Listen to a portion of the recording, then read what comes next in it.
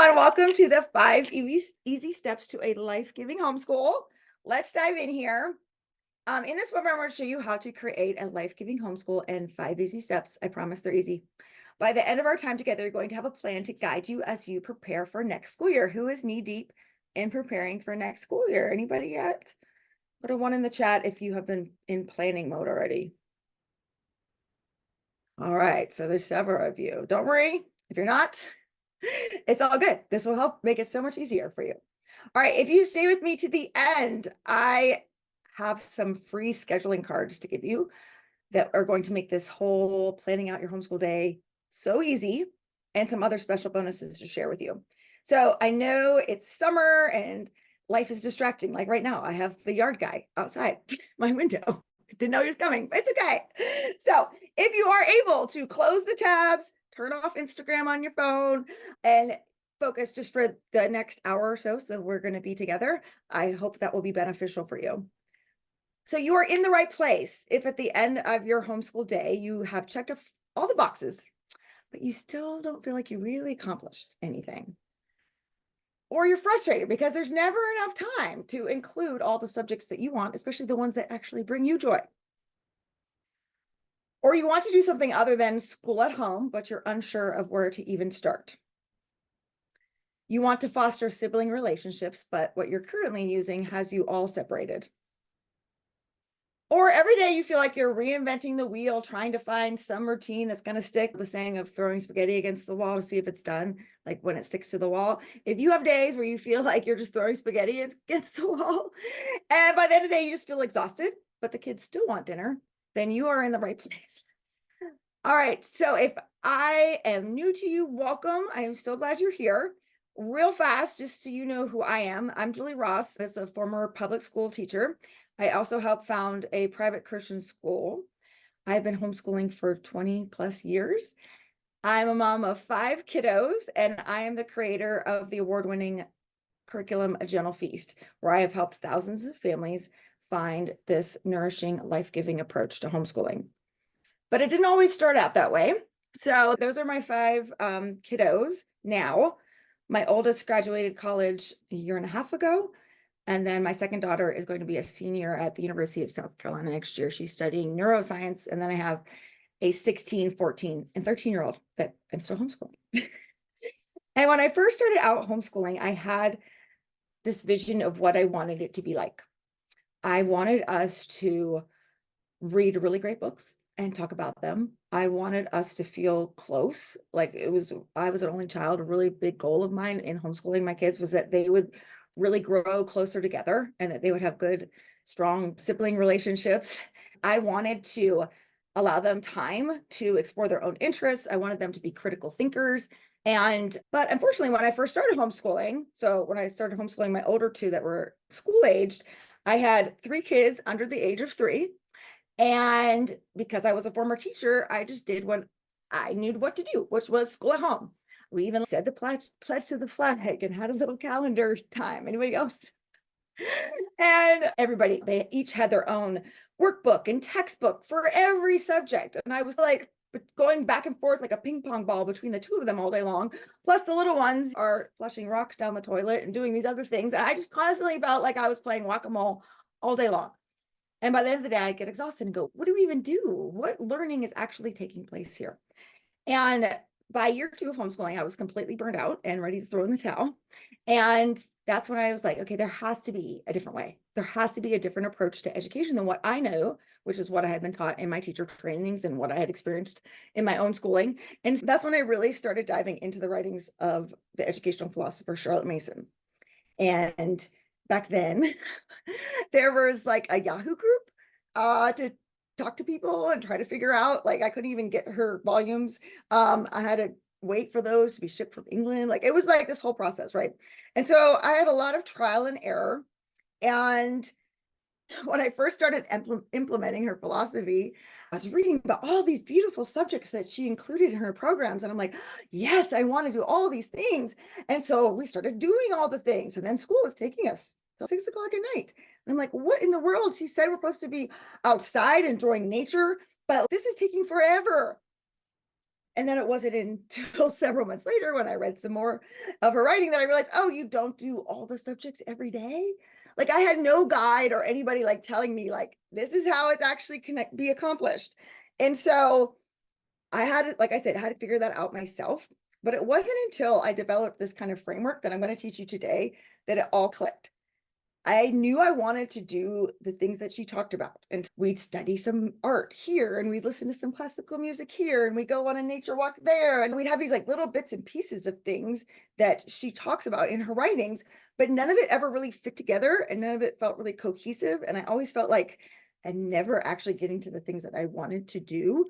And so the framework that I'm going to teach you today allowed me to make this approach a reality in our home.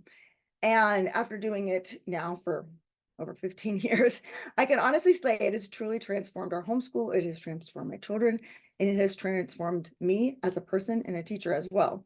So how has this approach changed my homeschooling? It gave us deeper connections. First of all, to the material, because of the wonderful rich books that we were reading, we were able to connect more to what we were learning about rather than just reading information from a textbook. It also allowed us to have deeper connections with each other. And I'm going to dive into this a little bit more as we keep going, but because we were able to have great conversations about books, because I was able to listen to my child and hear what was important to them from what I read, it bonded us more together. Because our family was studying the same time period together, it allowed deeper connections between my children, which is what I wanted in the first place. It also allowed for deeper insights because they were starting to think critically about what they were reading, starting to make connections from one subject to another subject, and that was enriching their educational experience. It also gave me a lot of peace and confidence. Before, I always felt like I'm doing something wrong, I'm missing something. What am I not doing that I should be doing? I was staying up till midnight on Pinterest trying to print out new things that were going to like magically solve all our problems. And once I had this framework and this became part of our natural rhythm and atmosphere of our home, I didn't feel that stress and anxiety anymore. It gave me a lot more confidence too, because I knew what to expect. Every day wasn't just a game of whack-a-mole or throw spaghetti against the wall anymore. It was like, oh, I know what I'm doing. Okay. And that gave me more confidence as a teacher. It also changed our affections for what is good and beautiful. And this is probably why I love this approach so much, because it really does change your heart that you desire to look at beautiful things, listen to beautiful things, learn beautiful things, have this wonder and curiosity that I wanted my kids to have in the first place. And it also changed me as a person. It made me want to pull off the side of the road and look at a bird. And we were at Dollywood last week. We pulled off the side of the road and we were looking at these wildflowers and I got totally bit, y'all. I don't know what these things were. They were not mosquito bites, but they were like these little red bumpy things. Maybe somebody here knows, like all over my stomach, all over my back. And I'm like, okay, but it was worth it. We got to see those beautiful flowers, which is so not like me at all. If you would have known me 15, 20 years ago. So it has completely changed me and what I love as well. So Charlotte Mason, I'm going to quote her a lot because I love the view of children and what she has to say on this. She says, we are not unwilling to make efforts in the beginning with the assurance that by and by things will go smoothly. And this is just what habit is, an extraordinary degree pledged to effect. The mother who takes pains to endow her children with good habits secures for herself smooth and easy days, while she who lets their habits take care of themselves has a weary life of endless friction with her children. So when we are instilling good habits in our children, it allows our homeschool days to be smooth and easy. I use that phrase a lot, smooth and easy. It's like the rails on which a train runs. We're laying those down by what we're doing in our homeschool. And so the framework I'm going to teach you is all based on this concept of habits. And when you have these habits in place, it makes everything run smoother rather than having this kind of weary, endless friction of what do we do now? How am I supposed to do this? How am I supposed to do that? Once you have this routine and this framework in place, all the other pieces fall together so easily. So as you can tell, this is an old picture of us during morning time. And I'm going to read from the book For the Children's Sake. So if you've never read this book, this is the book that changed my whole world. So I highly recommend this book to everybody who is just starting out. trying to look at this approach. If you have not read it, I highly recommend it. But she says routines form habits. Take the area of human relationships. Routines do not make the relationship, but they are the frame upon which we hang our experiences. Some families do not have a routine of eating meals together anymore. Any time goes for snacking. People rush about at 1,000 activities, any one of which could be good. But what is the sum total? Without the priority of a framework, which I'm going to be teaching you, nothing much happens. Few conversations, little times of togetherness. A family decides to read a book together whenever there is time. This invariably becomes no time. It is essential to have these basic routines. Children love routines. It frees their attention for the activity at hand. Later on, other routines help the children along. When planning routines, priority must be given to the most important things. The person matters, be it child, husband, wife, or friend. We need time to talk, read, relax, and work together. Our relationship with God matters. Where's the time to be found for that? I'm a part of his creation. Where will I find time to get out and enjoy nature? There is too much work to be done, and I am finite. I need to accept that reality and plan the time and priorities carefully. Y'all, now that I have adult children, I can tell you that the time does fly. And I look back and I'm so grateful that we had these routines in this framework to incorporate some of these really beautiful things, because these are the things that I know shaped my children that are now adults, that shaped them as people. Again, the reason we do this, the reason we have this framework and this routine, and I sometimes talk to people that are like, I don't like to follow a routine. I just like to do my thing and go with the flow. And believe me, I'm one of those people. Like I said, I pulled off the side of the road the other day on the highway, just driving down. I wanted to see the flowers.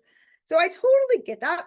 But the routine, having a routine and framework makes it possible to do some of those rabbit trails or do some of those spontaneous things. But when we have no framework at all, our days feel like we're constantly being blown about and tossed about by the wind and the whim of our kids or whatever is happening in our lives. And so if we want to use our time wisely, we have to be purposeful, we have to be intentional, and we have to plan ahead of how we're going to use the time that we're given. So as I was thinking through, okay, like obviously me doing every subject every day is not going to work.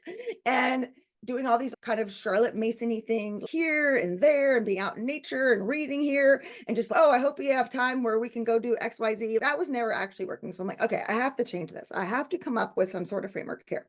And so Charlotte Mason talks a lot about that education is a feast. And she uses this food metaphor a lot. And so it got me thinking, maybe I could organize our days like you would organize a feast. And if we take a 4-course meal and we organize our days like that, will make us have a rhythm and routine that we can then fall into place and put the different pieces in. Because with this approach, right, it's not use this workbook, do page 75, answer these 5 questions.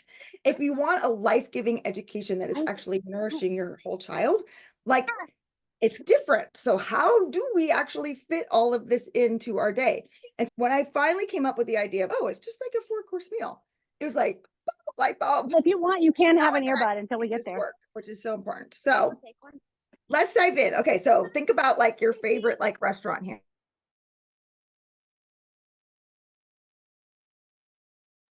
Okay, we're gonna go fancy people. I want you to think of, if you've ever been at a fancy restaurant where you have a 4-course meal. Okay, so what are we going to start off with? So we're going to start off with the appetizer. So when I'm thinking through our school day, the appetizer is morning time. Now, for me, this was super helpful. I had heard someone say this once somewhere when I went to some homeschool convention or something, probably, that you should start your day off with whatever the most difficult thing is. I thought that was great advice. I came home and we started doing our homeschool day with the subject I thought was the hardest, which was math. I'm like, okay, we're going to get math out of the way. We're going to get it done with, no problem, right? And of course, my 2 girls didn't really think that was a great idea. And I didn't really either. You know why? Because none of us like math. And so it would be like the equivalent of someone like handing me a mop when I got out of bed first thing in the morning. The mopping the floor is like my least favorite chore. And that doesn't make me want to get out of bed in the morning. I'm not super excited to get out and start mopping. And my kids weren't super excited about stopping playing or whatever it was they were doing in the morning and come sit down and start math. And I was like, okay, this is not going to work. And if that's working for you, great. That's awesome. But for me, that did not work. And so I was like, I don't want to start our day off like this. I don't want to start our day off arguing. I don't want to do like the hard thing first to get it out of the way. I want to start off our day with something that's beautiful and makes me want to come start school and be together and feel that connection. And Charlotte Mason included several beauty subjects, and was what I call them, because they're very like full of like art, music, poetry. They're very beautiful, but she had them throughout her day. So I first started trying that, like I was saying, and it'd be like, I felt like I was herding cats. Like one kid's reading over here, one kid's doing this, my little ones are here playing with blocks. And I'm like, oh, now we have to look at this picture for 5 minutes. Everybody come back. And it was like, this is not working. So what if I put all those subjects together and we did them first thing in the morning? And we started off with that actually was most nourishing to us. So that's how I came up with this concept of using morning time. So I highly recommend you have a start time to your school day. If we try to do too much before we start our morning time together, again, it was like herding cats. Everybody's off doing chores or doing this or doing that. I would play beautiful music and I would light a candle and I would have something good for them to eat. Believe me, I'm a big fan of feeding my children when I'm trying to read to them because it keeps them quiet. Having something good for breakfast during the morning time, super easy way to get some reading of your Bible while they're chewing on their food. And this is really key because even if the whole day goes south, you have fed them with really what is the most important, right? We start our day off with Bible, you fed their souls, and then you've also given them something beautiful that's put them in touch with their creator. So Charlotte Mason said, it's not too much to say that a morning in which a child receives no new idea is a morning wasted, however closely the little student has been kept at his books. And that was so convicting for me when I read that because I have been really good at keeping my students at their books. We had a book for everything. We had a textbook and a workbook for every subject. And they were spending hours and hours a day doing these things. But it was a waste because they were never given any inspiring idea. And so when you're thinking through your morning time and what you want to include, again, I am just sharing with you some ideas here. Okay, this is not thou shalt do all these things. Okay, just want to put that out there. If some of them sound great, try it. If you're like, nope, ain't doing that, that's totally great too. Like you need to know yourself and your unique family. So I am just sharing ideas here. Okay, so these are some of the things I include in morning time. Now, these are, like I said, subjects that Charlotte Mason included throughout her day. I just smushed them all together in morning time so we would actually get to them again, because if I waited till we had time to get to them, we never actually ever got to them. Okay, so we start off with our Bible reading. Then we do singing, folk songs, hymns, things like that. Composer study is learning about a composer and listening to several pieces of their music. Charlotte Mason picked 3 different composers a year to study.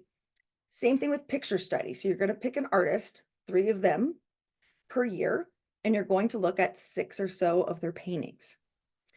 Recitation is not something we have in school anymore.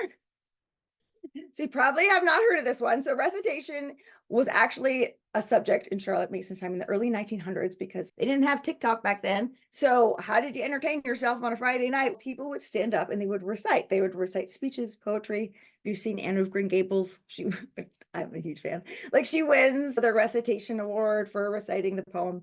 But what it does is it allows your child to learn to speak clearly, to read with emotion and enthusiasm, which helps with public speaking, which we all know is extremely important on today's world, right? Poet study, so learning about a poet and study, just like you do with artist study and composer study, learning about several of their poems. You could do a read aloud during morning time, fables, folk tales, Shakespeare biographies. Those are all great things to read in the morning time. But here's the key.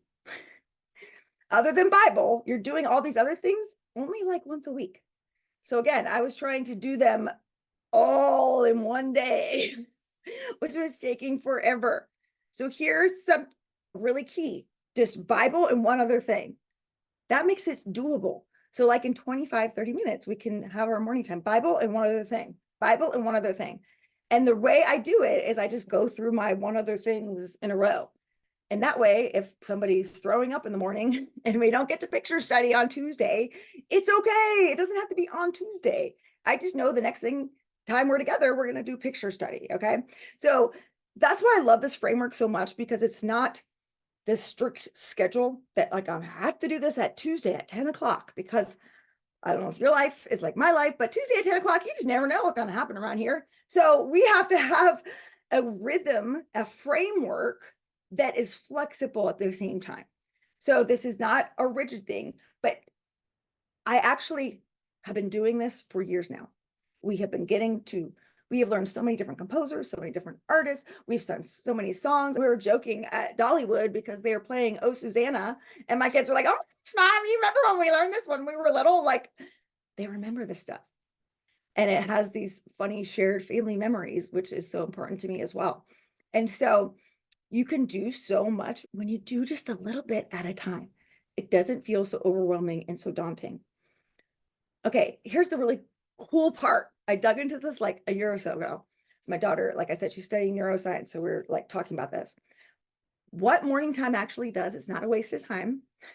It actually prepares your child's brain for the rest of the day. How cool is that? Okay, so studies have shown that singing improves your memory. So we sing some songs in the morning to get our memories going. Looking at a piece of beautiful artwork and studying it in detail and then being able to talk about it, that's what picture study is. It increases your child's attention, which we need for the rest of the day. Listening to classical music releases dopamine, which is the happy chemical. Don't you want to start your day off feeling like good? And then listening to poetry, listening to beautiful read alouds develops a child's imagination and their ability to think critically. So all of these things that you do in morning time, plus just the foundation of scripture, is preparing their heart, soul, and mind for what you're going to be feeding them the rest of the day, which is so cool. But here's the thing, y'all. Morning time is just the appetizer.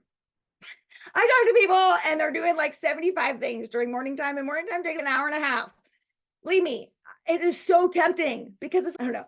Has this ever happened to you where your like kids are like playing so nice and you're like, you don't want to interrupt them to tell them it's time to start school because it's like, oh my gosh, they're playing. So, oh, look at them. They're so cute. They're playing together. He's sharing and that's so sweet. And you're like, it's okay. I know it's time to start school. We're just going to wait like another 20 minutes. And then by 20 minutes later, everyone's in tears and fighting, right? And they're like, okay, now fine. We're done. No more Legos. We're starting now.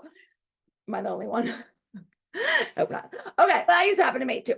And then I just started blaming the clock. Oh, the clock says 8:30. Sorry, we're gonna have to stop now. It's school. It wasn't my fault because clock. Yeah. But same thing with morning time. It's so tempting because we're sitting here and it's so beautiful and we're listening to beautiful music and everybody's happy. Oh, we can just add one more thing and then one more thing. So one more thing. And then it's an hour and a half later and now everybody's crying and everyone's fighting and we're just in a really bad mood. Start on a good note. Okay. Just having this kind of appetizer, just like when you go to a restaurant, right? I have this problem. I love Mexican food, it's my favorite. I will eat so much chips and salsa that by the time the actual meal comes, I don't want to actually eat any of it, but I force myself to eat it because I love Mexican food and then I feel like I'm going to be sick. Anybody else? Yeah. We don't want to do that with our kids. We don't want to feed them so much in this morning time that they're stuffed, okay? It's just appetizer, just a little bit. Keep it short, under 30 minutes, okay? All right, so now let's move on to the next course. Okay, our soup and salad course. And I put language arts in here, the soup and salad. Soup and salad is light. It's providing a lot of nourishment though, in a little portions, okay? Salads are so good for you. The soups are so good for you, so hearty, okay? But we're just getting a little bit of it. Again, it's not to fill us all up here. And the way I was doing language arts before, we had a workbook for vocabulary, a workbook for spelling, a workbook for grammar, a workbook for handwriting, a workbook for actual writing. And that was for each child. And each one took 45 minutes. And I wondered why I was so exhausted. I don't know. So the thing that like was so revolutionary for me when I looked at Charlotte Mason's approach was like, oh, this is supposed to be holistic. We're supposed to learn these language things in the context of what we're already learning. So I don't need all this extra stuff that's going to take us all this extra time, because we can learn spelling and handwriting and grammar concepts in the context of what we're already doing here. And so it cut down on so much time and so much battling. So Charlotte Mason had writing integrated into the main subject. So I'll talk about that when we get to the main course here and those subjects. But writing wasn't a separate subject. It was included. You are writing in everything that you're learning all day long. So we don't need a separate subject for that. Okay. And then the way that she taught spelling, reinforced grammar, taught handwriting was through a practice called copywork and dictation. And this wasn't just her. If you look at textbooks from the early 1900s, this is how it was approached. Copywork is basically choosing like a poem, a speech, an excerpt from one of the books that you're reading and copying it, just like it sounds. So you're learning your handwriting, you're looking at the words, you're spelling them. And then dictation is at the end of the week, asking your kids, telling your kids what the passage says. I'm just going to make up something here. Like Jack and Jill went up the hill to fetch a pail of water. And they're going to write that from memory. So that shows that they have internalized the spelling, the handwriting, the capital letters, periods, those kind of things. And it's a process. It's not as easy as when you have a language arts workbook where it's 1 through 10. You got 9 out of 10 right. Woohoo! Now I know that you know this. Copywork and dictation is a slower process. But what was so hard for me at first was I was so inconsistent with this. The way that Charlotte Mason talks about it is having the kids choose their own passage from what they were reading. Of course, my kids were choosing this one sentence that didn't have any hard words in it. Or it would take them 4 hours to find I still haven't found the passage yet, Mom. I'm still finding the passage. I'll when I get to it. And it was like, okay, I just have to have these passages picked out ahead of time here. And so we can go about that like as how I design my language arts. But again, look at what you're doing. Can you incorporate those concepts in a holistic way so you're not having to do separate things for every subject here? Okay, so that's the language arts. Again, giving you so much nutritional value and just a little bit. All right, now we get to move on to the fun part. Yes, the main course, okay? This is where the meat is, okay? So we've had a little bit in our morning time, and it's gotten our brains ready, just like an appetizer gets your stomach ready to digest the rest of the stuff. Okay, then we got like our little nutrition going on with our language arts. And then we're going to move into our main course. So language arts for us, it just depends on the grade level, but like you can do copy work in 5 to 10 minutes. They can practice their spelling words for 5 to 10 minutes. They can look at some beginning kind of grammar concepts, 5 to 10 minutes. So like language arts is less than 30 minutes. Where like I said before, I was doing all these different workbooks. Each one was taking 30 minutes. By then you don't want the main course. By then you're so completely stuffed and burnt out and everybody's tired and it's right. And so we don't want to get to that. We want to get to the main course still hungry. We want our kids to still be hungry, to still want more of what they're going to learn. Now, when it comes to the main course, what's really key for you to think about is what actually feeds your children. I'm going to let you know. I'm going to give you a little hint here. Actually, let me read the Charlotte Mason quote first. She says, in saying that education is a life, the need of intellectual and moral, as well as physical sustenance is applied.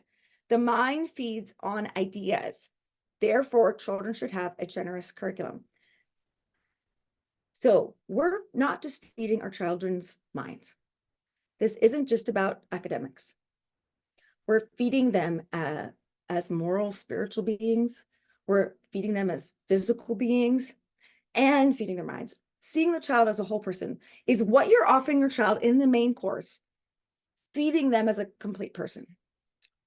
And then she says the mind feeds on ideas. The opposite of ideas is information. I used to think that the only way to properly grow and care for this child is to stuff as much information as possible, because that's what I had learned as a school teacher. We have these standards, we have these things we have to cover, make sure the children know it, stuff it so they can pass the state test. That was like my model. And so I went into that with my kids. How much can we learn? Here are the 5 things you need to know about this lesson. Okay, let's say them 6 more times. Let's put them on the wall. Let's put them on flashcards. Let's go over them over and over. This is what you need to know. rather than when you feed on ideas or what are life-giving. So she says education is a life. If you want to create a life-giving homeschool, that's the name of this class, you have to feed your children with ideas. She says if we feed children information, it's like filling them up with sawdust. It clogs the machine. It keeps the machine of their brain going. It gets clogged. Think of a scarecrow that could be stuffed, but it's not real. It's not living. Okay. So feeding our children with ideas instead of information. Another thing that doesn't feed a child's mind is busy work. So I actually saw a Facebook ad like last week, and I don't even remember what the product was, but it was like, keep your kids busy all summer long. And I was like, I don't want that. I don't want to keep my kids busy all summer long. I want my kids to be bored.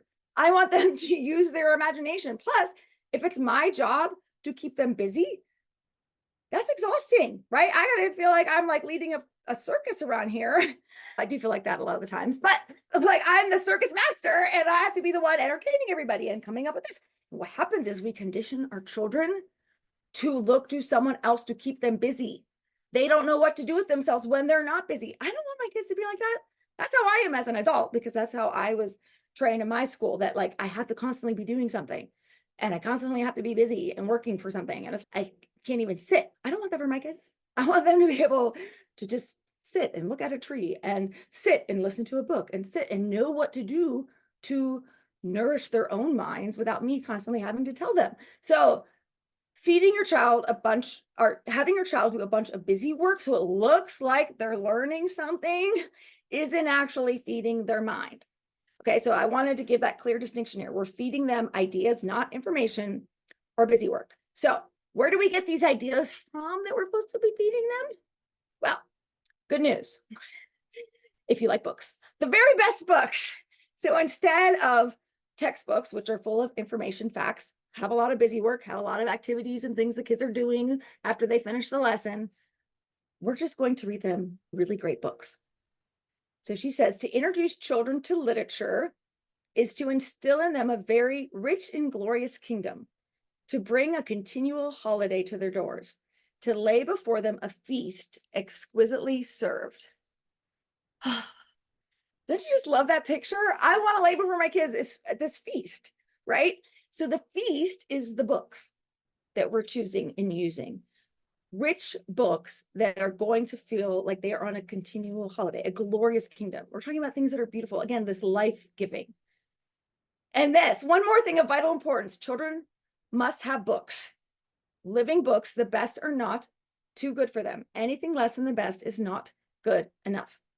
So this is what they must have. This isn't like an optional thing. Oh, this would be nice. This is what is going to feed them.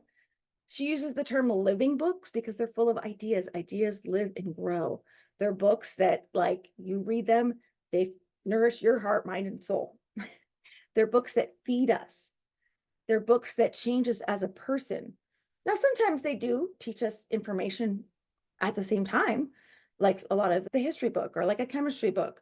They're living, they're real books. You could get this book from the library. It's not a textbook, but it's told in such a way that it captures your imagination and it feeds and changes you as a person. I remember I interviewed my daughter. We went to Ambleside, England. Oh gosh, how long ago was that? 2 or 3 years ago? As her senior trip when she graduated. Okay. If you all get nothing from this talk, write this down. When your children graduate from high school, you get to go on a trip with them. Because you deserve it, because you worked really hard. So write that all down and save that, put it somewhere for when they graduate from high school, okay? And you can thank me later. I did let them pick where they wanted to go, but I was like, this is a trip for me, man. I'm celebrating me. We're celebrating you too, because you like graduated high school, but let's just say who like did a lot of this is me. So I get to come on this trip too. So the two of us took trips. It was wonderful memories. But anyway, we went to Ambleside and I asked her in the podcast interview, what was your favorite book out of all the books of 12 years of school together? Which one was your favorite? And she said, what she said was so surprising to me. The book was The Girl of Limberlost by Jean Stratton Porter. And I was like, really? That's interesting. Because that was a book that was used for natural history in high school. So she read that, I think, when she was a junior in high school. And I said, why that book? I'm really surprised that was the book. And she said, because that book changed me the most as a person. And that's what these books do. It's a book for natural history, which seems odd, but the way it was written was so living and so life-giving that it changed her as a person. So that's why the very best books are so key to have in this piece that you're offering your children. Okay, what else do we need in the main course? We need books, and then our children are going to tell us about the books. This is really simple, people. I was like, wow, am I missing something here? Because is this enough? I really think we need some workbook questions to make sure that we're learning. And I'm just gonna be honest, it took me a while to embrace this because I was like, surely this cannot be enough. Narration is so powerful. What it is when your child reads or you read to them, they come back and they tell you about it. Again, sounds so easy, but go try to read Charlotte Mason's writings for yourself or go read like Dickens and try to tell somebody about it. And you're like, oh, wow, this is actually a lot harder than I thought it was. But here's why it's so powerful. Because God created us as humans to want to tell stories. This is a part of who we are as people. So we're using that as a tool for education. We are going to harness this natural ability. And I know your kids do this, right? My kids used to do this. Like they go to a friend's house, they come back and they're like, oh my gosh, mom, let me tell you about blah, blah, blah, blah, blah. Or they go see a movie. What was the movie about? They tell you all about it. We want to tell people what we know. That's why I'm teaching here today. I'm just kidding. So we're going to use this as a tool for education because really it is the only tool that you need. We don't need to ask someone 10 questions to make sure they know something. If you can tell me about this, if you have a friend who's, hey, I missed Julie's talk, what was it about? And you can talk to them about it, then you actually know it. And if you can't, then you don't really know. And so we want to use this tool in our homeschooling. So Charlotte Mason said, narrating is an art like poetry making or painting because it is there in every child's mind waiting to be discovered. I love that. It's there. It's inside your child. It's innate in who they are. But this is what makes it so powerful. It's not easy. A child must generalize, classify, infer, judge, visualize, discriminate, labor in one way or another with that capable mind of his until the substance of his book is assimilated or rejected, according as he shall determine, for the discrimination rests with him and not with his teacher. Listen to all these higher level critical thinking skills your child is doing when they narrate. They're generalizing, classifying, infer, judge, visualize, discriminate. They're not recalling. That's what workbook questions ask. What was the name of the river that they crossed? Or what was the name of the villain in that scene? Or how did so-and-so act when they went into the new school? All of those are recall kind of questions. When your child has to take in what they've heard or what they've read themselves, and they have to decide what's important, what's not important. What order did these things happen in? They're visualizing what's going on in their minds. They're judging what's important, what's not important. Those are all such higher level critical thinking skills.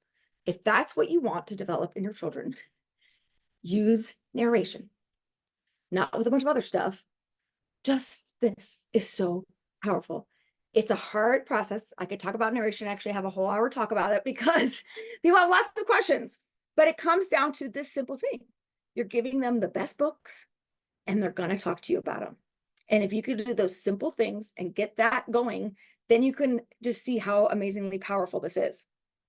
Another thing you need to keep in mind when you're thinking about planning out your homeschool day and thinking about this main course is this concept of short lessons. Like I said, when we were all doing for every subject a gazillion textbooks and workbooks, we didn't have short lessons. Like I said, a vocabulary lesson for a second grader was taking 45 minutes. Our brains are not made to hold attention that long, even adult brains. I work for 25 minutes.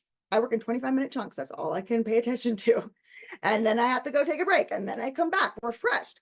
And it's the same thing with our children.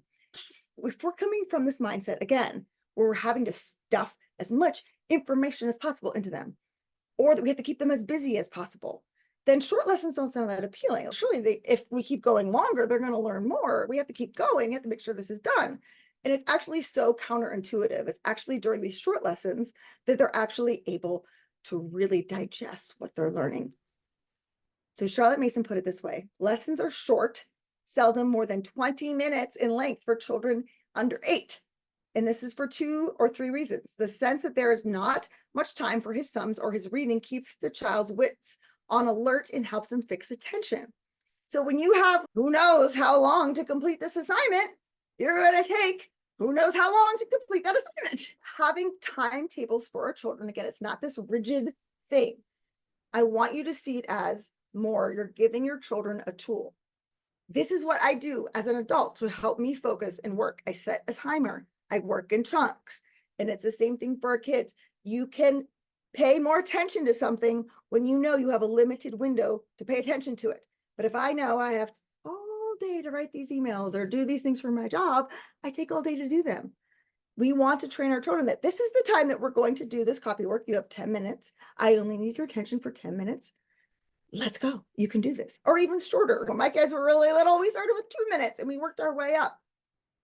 All right. And then she says, if the lessons be judiciously alternated, sums first, say, while the brain is quite fresh, then writing or reading, or some more or less mechanical exercise by way of a rest, and so on. The program varying a little from day to day, but the same principle throughout: a thinking lesson first and a painstaking lesson to follow. The child gets through his morning lessons without any sign of weariness. So you're alternating when you're looking through, and that's why these scheduling cards are going to be so helpful for you to think through like how you want to do your main course. A thinking lesson might be like listening to something and having to talk back about it, like listening to a history lesson and then having to talk about it. Whereas a painstaking lesson, and this all again depends on your child, might be math. Okay. So we listen to a history lesson and then we do math. And then we listen to a geography, or your child reads a geography book. And then maybe we do copy work, or not copy work, like a map thing or something like that. So they're going back and forth using different parts of their brain is important to think about. So things that are using a lot of their attention to something restful. And again, like this is, you're an adult and you have a job, like this is, I'm not, we all have jobs, we're homeschooling kids. Let me rephrase that. If you have another thing you're doing on top of the job of homeschooling, another job, or just managing like your household, this is so important. Okay, what do I really not like to do? I don't like to pay the bills. Okay, so I'm going to pay the bills. I'm going to set the timer for 25 minutes. All I'm going to do for 25 minutes is pay the bills. You're going to get through a lot more paying bills in that 25 minutes than if you're just like, oh yeah, when I have time, I'll get around to paying the bills, and like it doesn't happen. And if you alternate that, okay, I'm going to pay the bills, but then when I'm finished, then I can go on Amazon and buy all the stuff we need for our trip. Because to me, that's fun. So, okay, I can do this for 25 minutes because I know after that, I'm going to do another activity. It's not like I'm going to go eat bonbons and watch Netflix, but I'm going to do another activity that for me is really like, so thinking through that for your children, or for you, like I said, as an adult, when you're trying to think through your task, or I got to go mop the floor. I'm going to, my least favorite chore, but I'm going to set a timer. So I only have to do it for 20 minutes. I can do this for 20 minutes. And then afterward, I get to do the chore I really like, which like, again, is online shopping. Okay. Then what's the last course? Of course, we have dessert. Okay.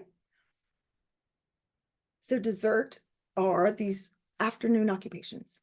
So because we're having short lessons, we can get through a surprising amount of material on a really deep level in a shorter period of time, so that we are actually finished with most of our lessons by lunch, even though my kids are now in high school. And then we can have time for these afternoon occupations, and they can be various. Okay. As they get older, I like to give my kids a little bit more, like in high school, I like to give them a little bit more say of, okay, what do you want to choose to do from these ideas? Or what ideas do you have for something that you could do in the afternoon? But here are some ideas of things that we've done. We read aloud. I like to bring my kids back together at the end of the day. So during this main course time, depending on their ages, they might be doing some of this stuff independently. Some, if you have young ones, obviously some of this, or a lot of it, you're going to be doing with them. So I like to bring, if I have older kids that have moved to different areas downstairs, bring them back and have a read aloud that we can just enjoy together and end our day on a good note. This is what is key. This is why a framework is so important, because even if things got out of whack here and there, and this thing happened out of the ordinary, or we had to go to this appointment, or this person stopped by, like we still have our end. We had our morning time and we have our end. So think of how can you end your day on a sweet note? Get it? Dessert? Yeah. Okay. Something that actually like feels good to you, not, oh, we're done and you're going off here and this child's going off here and now I've already started prepping dinner and oh yeah, I guess school's over. Like having some sort of definite stop time to your day. Doesn't have to be the same time every day, like I said, in case something happens, but just be like, okay, guys, like in 30 minutes, school's over. we're going to meet back up and we're going to do something. So read aloud. I like to do it that way. Poetry tea time is basically just reading poems over tea. Very simple. Nature study is great if you want to do some watercoloring, look at some nature things. If you wanted to do a nature walk, handicrafts, doing something with their hands, learning a skill. So valuable. Like I said, as they get to be teenagers, I started letting them pick, what do you want to do? What's something that interests you? Play. Play is not like an extra thing. When they're little, especially, they are learning so many skills through playing. Chores can be in the afternoon, teaching them how to cook, teaching them how to mop the floor. Very important activities. And then interest-led activities, again, like what is something that is interesting to them? Having time in the afternoon for that exploration is so vital and important. And then we have our 4-course meal, but we're going to get thirsty, right? As the day is going on, you need to be filling your own cup. So don't forget to have a beverage when you're planning out your feast. You need to be nourishing yourself as well. Charlotte Mason put it this way: there is no sadder sight in life than a mother who has so used herself up in her children's childhood that she has nothing left to give them in their youth. Then when her children come to that most difficult time between childhood and full development, she is nonplussed. And though she may do much for her children, she cannot do all she might if she, as they were growing. Is there not some need for mother culture? But how is the state of things to be altered? So many mothers say, I simply have no time for myself. I never read a book, or else I don't think it is right to think of myself. They not only starve their minds, but they do it deliberately, with a sense of self-sacrifice, which seems to supply ample justification. One of the greatest gifts you can give your children is for you to be growing while they are growing, for you to be feeding your own heart, soul, and mind as well. This is why I love this approach so much, because this stuff is life-giving for me. If you think what you're doing with your kids is boring, they probably think it's boring too. If it's not feeding you as a person, this probably isn't feeding them as a person either. And using this approach, I have learned so much. Like I said, my affections for things I never thought I would like, classical music, y'all. Like all these things, that my heart has changed to them as we've done this for many years now, right? It wasn't like a first time thing of like, oh, I love this. I love Shakespeare. That wasn't the case at first. It was changing my affections and I was growing as well. When you're planning out your school day, when are you going to get your beverage? And this is just for you. Okay. So maybe it's before morning time with your kids, you're having your own morning time and you're spending time in the Word, or you're spending time journaling or doing something that's super nourishing to you. Even if it's just 5 minutes, y'all, 5 minutes is going to change your homeschool day. Trust me. Another way I used to do my beverage is when my kids were young, after lunch, they would have rest time. And I would set a timer. Again, the timer, having a definite time for things is so important. I would set a timer for 15 minutes. I would light a candle. I would make some tea, and I would allow myself to sit down and read a book for 15 minutes. I didn't want to do that. I wanted to do laundry or do the dishes or like all the million to-do lists that we have as homeschool moms.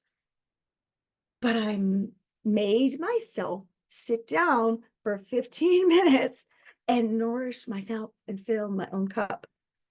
Now my kids are older, so we don't have rest time, so I don't do it then, but I do it right before I go to bed. I have my journal and my book right on my pillow. So as soon as I lay down at night, oh, I can't go to sleep because I just hit my head on this. And it makes me spend, again, I'll set a timer for 15 minutes. I just need 15 minutes to fill my cup. You can fill your cup in 15 minutes, but most of us just wait until we like, oh, I'll do that when I have time. I'll do that when everything else is settled and everything else is easy. No, you're going to get dehydrated if you don't have a beverage. Can I get an amen? So fill your own heart, soul, and mind at some point during your day as well.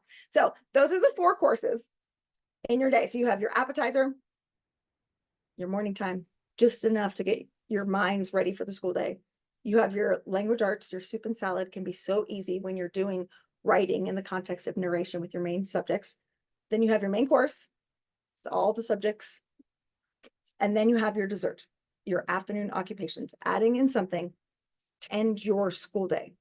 These can also be as your children get older, they can do a lot of these dessert type activities on their own, and you can just give them a checklist to see how they're doing. All right, so I'm not sure why you came today. Maybe you're frustrated with the traditional approach to education and you want to provide your family with truly living ideas. It could be you feel like your days, like I said, are constantly blown about by the wind and you just want, what is a consistent routine that we can have? Or perhaps you were bored and you just wanted to hang out with me in the air conditioning. That's totally cool too. But whatever it is of why you came today, I hope this has given you some food for thought, get it, that you can help with as well. So please remember the things I've shared with you today, they're not theory or fluff of what might work. This is exactly what I've done in my homeschool to nourish my own 5 children. And I've helped thousands of parents achieve a joyful and peaceful homeschool as well using this framework. So it doesn't matter if you're a newbie and you're just completely starting out, or you've been doing this for 20 plus years. You can incorporate this framework to your day and then start to add in pieces to what you're already doing. You can create the smooth and easy days that you're looking for. It is possible. Having a framework, again, it's not like to go and suffocate you and make you feel like it's rigid, right? But it's going to give you freedom once you are in it. It is so nourishing. It is a feast. It is this beautiful 4-course meal that you get to enjoy with your children. What a gift this is, right? What a blessing that we get to sit with them and enjoy all these beautiful foods day after day after day that are feeding their mind and feeding our minds as well. Do you think this framework will help simplify your homeschool? Oh, you're so welcome, Rachel. Liz said, I love how much you focus on nourishment. Yes, you're so welcome. Good. I see some yeses here. Yes. Yes. All right. I would love for the next 10 minutes here, if it's okay with you, to share some of the tools and resources I've created to help you implement this framework and make it super easy for you. Is that okay with everyone? So, Shates, I don't know how to pronounce your name, but yes, this framework is how a gentle feast is set up. So I use a concept in my own personal life and in my work life called time blocking.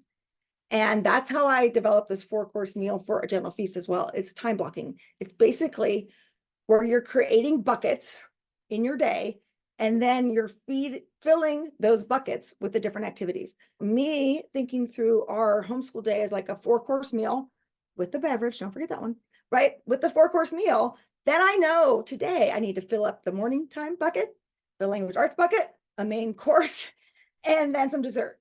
And those things happen in a day. We are rocking it, man. We have been filled with so many life-giving, nourishing ideas. So it takes some of the pressure off to do all the things, and we have to do them. And just, okay, we did this one, and it also helps your children. Like I said, when I read that for the children's sake quote, children do love routines because otherwise they're thinking of, oh, what comes next? And I don't know. And am I going to get to go play outside? Am I going to finish those Legos from this morning? Am I going to have to read a book? Am I going to have to do something really hard that I don't actually like to do? Like when they know what's coming, it gives children peace. And it does help free their mind to go, oh, yes, I'm supposed to be focusing on writing the letter C right now, not worried about when snack is. So it really does help free their attention at hand. Okay, so I would love to share with you something special I've created for using a gentle feast. So gentle feast is the curriculum that I've created. It is built upon this framework. And so I've created a special bundle. I've never done this before. It is, you all are the first ones hearing about this, that will help you make this framework super easy to implement in your home. So if this framework has been helpful, there can be 2 different paths. One, you can totally do this alone and find the different materials to fill those framework buckets, or you can follow a proven roadmap with someone to help guide you and support you along your way. So I just like to take our last few minutes together to show you some of the tools and resources we offer from A Gentle Feast that will help meet these different frameworks to help you provide a life-giving homeschool for your family. So the first thing we offer is the appetizer, our morning time. So our morning time guides have 36 weeks, so a full year of morning time plans and resources. So you get a Bible reading plan and memory verses, hymn study, which includes links to several different versions of the hymn, plus background information about each hymn. The artist studies, you get the biographical information about the artist. There are 6 different paintings for each artist, and then questions to help guide your discussion of that picture. There's composer study. So for each composer, there's biographical information, but then also composer listening lessons. So for each composer, there are 6 pieces chosen, and then you get a guided lesson to help learn about that. And then there's also a poet study, and there's student printables that you could use to fill out a morning time menu if you wish. So you get a ton of resources to really make this morning time open and go for you. So Mandy says, our days are filled with the beauty of a painting and musical composition, the lovely words of a poet. I've seen the most change though in myself. I no longer dread the start of a new school day. I wake up excited and my days are easy. I lay out the feast and get to watch my family enjoy the bounty I've set before them. Then we have our second course, which is our soup and salad. And at our Gentle Feast, we offer language lessons for grades 3 through 12. So these are divided by form. So we have lower elementary, upper elementary, junior high, and senior high. If you have a beginning reader, we also do offer our award-winning Gentle lessons, which teach reading. But for our language lessons, these are short, focused lessons. They include beautiful passages from literature and poetry. Spelling and grammar are integrated, so you're not having to spend 45 minutes to an hour every day on different parts of language arts. And then there's also composition lessons included for older students. Amanda said, I'm so grateful for the work you have done to put together the language arts packets. They fit beautifully in the time period we are studying this year. These are helping my child to be more independent. I love how you have woven in literature, history, drawing, etc. My son with special needs even looks forward to it, where this subject used to be a source of frustration. Thank you. Okay, so after the appetizer and the soup and salad, we finally get to the main course. So at a Gentle Feast, we have a teacher portal that goes with the 4 different history cycles. So when you purchase it, you get access to this portal. On this portal are 36 weeks, so an entire year of lessons for all subjects for grades 1 through 12, except for math. We also include a teacher training course and parent packet to get you started providing this style of education. We have an award-winning book list with so many different books for the different age levels. Our lesson plans are fully customizable, so you can make them work for your family. We have hyperlinked resources, which are right there available for you in the portal, and an incredibly supportive community. Johanna said, AGF just made sense to me. I saw that it covered all the Charlotte Mason subjects in an organized way without being over the top parent intense. It was clear, doable, diffusing my overwhelm, and it was beautiful. We also offer several dessert options, one of them being our art classes. So these are 8 weeks and they're pre-recorded classes, so you could do them on your own timetable. Our art teacher does a picture study that goes with the pictures that you're also using in morning time, so it connects to the historical time period that you're learning about. She also brings in various mixed media to teach your child about the different art styles and to give them a lot of hands-on fun experience. Megan said, my kids absolutely love it, and I absolutely love not having to teach this, being that I'm not the most artistic. 10 out of 10, highly recommend it. The lessons are very thorough, and then give the kids an art project to do about the lesson. My 6 and 10-year-old boys struggle with attention span, but they were focused and engaged for the entire lesson. And then they chose the art lesson to narrate to their dad last night, and they remembered nearly every detail. And then we also offer, of course, beverages to enrich you. You can check out our free podcast and all the courses that we offer for moms at thefeastlife.me. So to get started, it's real simple. So first you're going to choose your cycle. So there's 4 different time periods that we cover in a Gentle Feast. You could read more about what's included in each cycle on agentlefeast.com. After you've chosen your cycle, which includes the main course subjects that's going to be housed in your online course portal for you as the parent to help you get all the planning materials you need in one easy spot. Then you can decide if you want any add-ons like morning time, your language arts, any enrichments like the art classes, or any courses for you as a mom. Then you will set up your account. The accounts are hosted on thefeastlife.me as well. And then you can go to your members area, which has all the resources you need to teach this time period. Again, and has lesson plans for all subjects except for math for grades 1 through 12. So if you are ready to get started, go check out agentlefeast.com. Sarah said, A Gentle Feast offers amazing living book suggestions, and the already thought of plans provide a guide that helps us stay the course. The most valuable thing I get from AGS is the love, support, and encouragement from Julie and my fellow homeschooling moms in this community. Tara said, I literally researched purses and tried for years. Everything I tried fell short and ended up being busy work. When I stumbled upon A Gentle Feast, I honestly cried. It is everything I'm looking for. So thank you so much for staying to the end. If you scan this QR code, it will take you to the scheduling links I talked about. I hope this framework helps you plan out your homeschool days so that you're able to provide an enriching, life-giving homeschool for your family.